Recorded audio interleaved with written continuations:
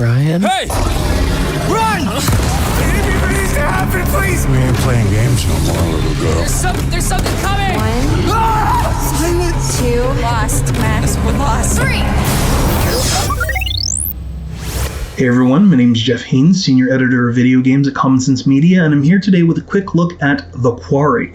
It's a game that came out on June 10th, 2022 for the PlayStation 4, PlayStation 5, Xbox One, Xbox Series X and S, and Windows PC. Now, fair note of warning to all parents and caregivers, this is a mature title full of blood, gore, and scares. This is an interactive horror game, so you'll find a lot of those scenarios throughout the title. There are also some racy scenes, some scenes where characters are consuming alcohol, and a lot of profanity. We tried to cut out what we could out of this video, but some of it is unavoidable. But if you happen to have any concerns or questions about the content found in The Quarry or any other form of media, be sure to always go to our website over at commonsensemedia.org, where we have a full breakdown of this particular title and any other form of media that you might be interested in. So what exactly is The Quarry? Well, this interactive horror game, as I just said, takes a lot of its inferences from a lot of the slasher movies of the late 70s, early 80s. In fact, if you've ever seen the original Friday the 13th movie, you really kind of have a sense of what exactly The Quarry is going for. In fact, this game is set in upstate New York, where these camp counselors are trying to survive from mysterious things that happen to be going on at their summer camp at the tail end of summer during one particular night, where events wind up spiraling out of control and they find themselves being attacked seemingly from all sides by things that they didn't even know existed in the woods. So one of the things that's really interesting about that is that your choices really have a lot of impacts on the large number of counselors that you'll wind up controlling. In fact, you'll wind up controlling about 7 different characters, but the choices that you wind up making will affect many more characters over the course of the entire adventure. In fact, right now we're being introduced to Lara and her boyfriend Max, who are driving up to Hackett's Quarry summer camp a day before the camp opens. They're really eager to get there so that they can get a lay of the land, make sure that they can find the place that they're going to be staying. They can get up early in the morning, greet the other camp counselors, then help for setting up the camp before the campers show up, and then they can start the summer off exactly the way that they were hoping to. Unfortunately, Max has wound up getting them dramatically lost, and while he winds up taking his eyes off the road to take a look at the map that Lara happens to be trying to scan to find out exactly where they are, all of a sudden he looks up and sees that there's something or someone in the middle of the road. He swerves to avoid it, and this basically winds up creating its own separate branching path. Now, as you can see on screen, there's an indicator that pops up, giving you the situation where you can choose to avoid what winds up being a possible hazard and getting you stranded out in the middle of the woods. Everything that you wind up doing, as I mentioned earlier, has a cause and an effect. So whether you happen to choose the right direction or possibly make the wrong choice, whether you wind up hitting a certain button prompt in the right sequence or repeatedly to cause a certain effect, or in some situations, holding your breath by holding a button down long enough so that a character can refuse to give away their position by something or someone stalking them in a certain scene. All of these are very important ideas that wind up coming up repeatedly over the course of the game, so you have an idea of exactly how what you do winds up affecting the lives of these characters. Now, right here on screen, this is one of the narrator characters, or the narrator character that you would find in this particular title. And she's a very interesting character in that she keeps saying that, she wants to help you and you want to help her. The way that you wind up doing that is by finding tarot cards that happen to be scattered around the environments that you and the characters will explore. In fact, in this particular situation, we've managed to find a card of the Fool. And by finding that, this character will wind up explaining not only her interpretation of what the card means, but she'll give you a choice. you can choose to move forward having that information, that basic information of what exactly that card means and how it could possibly apply to some of the characters in the game. Or she could use her considerable powers to give you a sneak peek into the future, kind of a glimpse of a possible occurrence that could happen based off of your choices, or even based off of some of the things that could possibly happen if you choose to do something different or not do something, thereby giving you an idea of how you could avoid something that could be tragic. In this particular instance, we're going to choose to get a glimpse of the vision of the card itself, and thereby possibly have an idea of what to avoid. In this particular case, we have an idea that whatever's gone on has managed to set a car's engine on fire, which doesn't necessarily seem like something that we would want to have happen to us, especially if we're trying to escape in a horror context. We want all machines to be running perfectly so that we can get out as quickly and as safely as possible.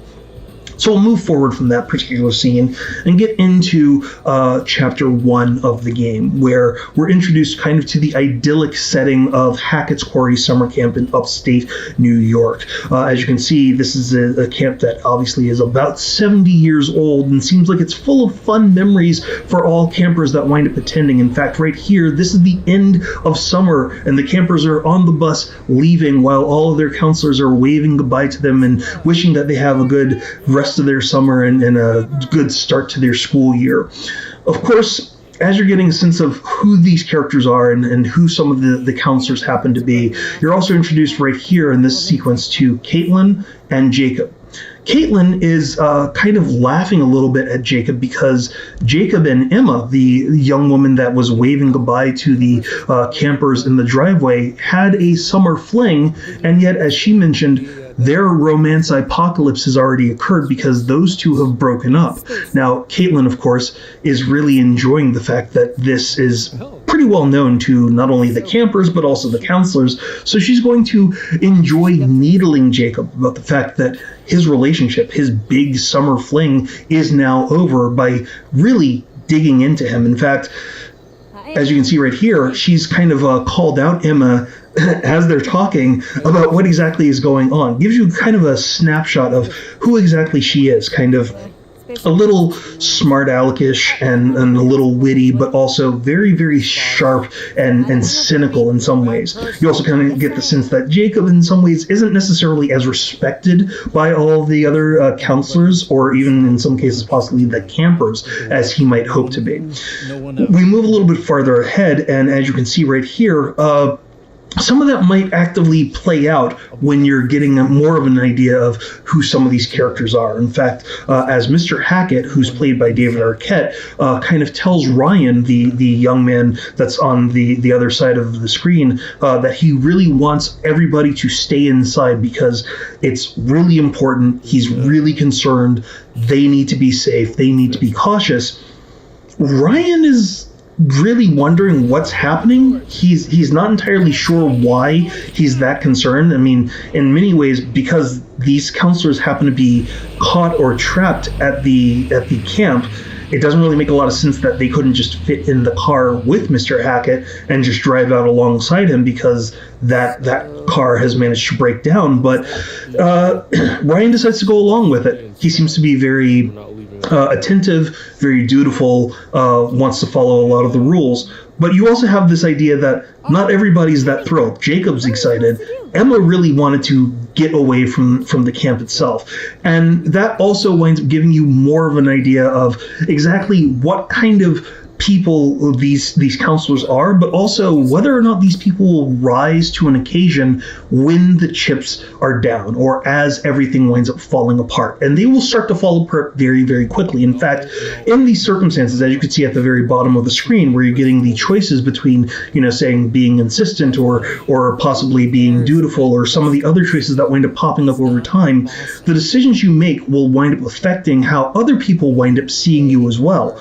And why Alright, it seems like... As Dylan kind of puts it as bluntly as possible, he decides that if they're going to be stuck there, they're going to have one last party, one last big bonfire blowout to kind of celebrate the end of the summer for the counselors themselves. This winds up being a kind of breaking point in some ways, because a number of them wind up going along with it here and there. I mean, Nick, the character that was just on screen, was okay. Jacob and Dylan are absolutely down for it. Caitlin and Emma are totally fine. Abby, on the other hand, she's a little bit more reticent and kind of is more willing to go along with Ryan in this situation of just trying to be safe and low-key.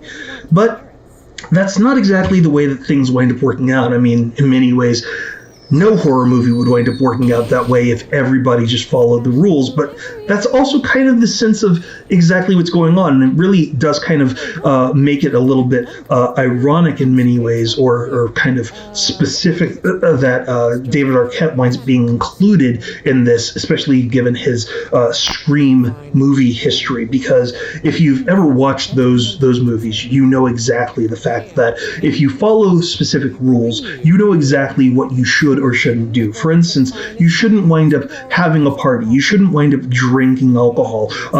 As Jacob and Emma have gone to the store, Pops! Pop, pop, pop them in your mouth! Pop! and I really honestly couldn't sum it up any better than letting them do their peanut butter pop dance. They managed to find some watermelon, some alcohol, some beer, and some clearly expired peanut butter pop snacks from their childhood, something that they probably remember from a Saturday morning cartoon. They've also managed to find a gun.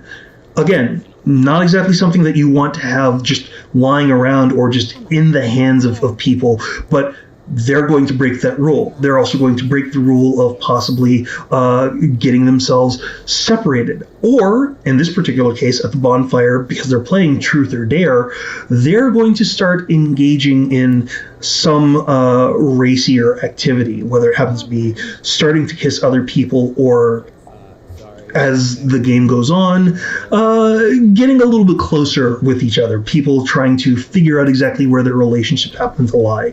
In this particular case, because Emma decides that she really wants to make Jacob jealous, she decides to take a dare and kiss Nick instead of her ex-boyfriend Jacob.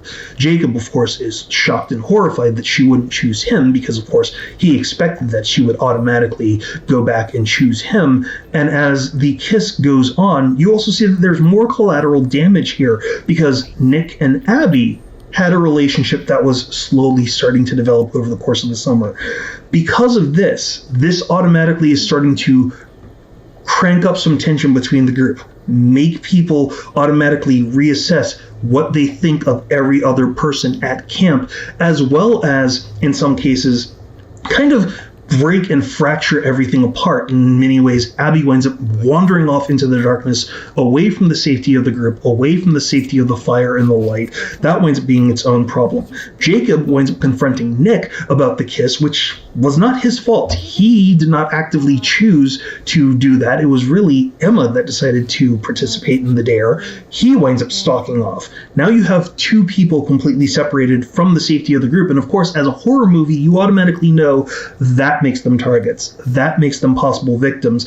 So while Nick decides that he's going to go off and follow Abby, Emma decides, well, eventually she'll decide to go off and see if she can make some kind of peace with Jacob. Again, you don't really want to separate the group. You don't want to engage in any kind of behavior because who knows who or what could be watching. In fact, right here you see two figures watching the bonfire and the counselors out of the shadows. Why are they there? What are they doing? Are they a threat? That's something that you'll wind up finding out as you play the game. Of course, we're going to skip a little bit farther ahead because we're coming up on the tail end of the video, but obviously Nick and Abby have not learned anything from the rules. They haven't learned anything about being safe. And while they're trying to reconnect, they're trying to reestablish things, and as you can see on screen, as we're playing as Abby, Nick is starting to fall for her by reconnecting, making sure that she knows that he really didn't want to engage with Emma in that way. All of a sudden they hear something in the distance, something in the darkness, something in the shadows. Again, they're away from everybody else. They don't have a weapon like a gun. They don't have a log that's on fire to see what's going on. They are targets. Like every horror movie, this is the thing that you really don't want to be that far out and that far separated. But of course, because they decide that they really want to find out what exactly is going on, they're going to go down the path, hope that they can find out whatever it is, and hopefully avoid whatever it could possibly be so that they can get back to safety. Unfortunately, that's not really going to work out as well as they would like. While they're maneuvering their way through, whatever is in the shadows winds up seeing them, decides to take its shot, and starts to charge out of the shadows towards the couple.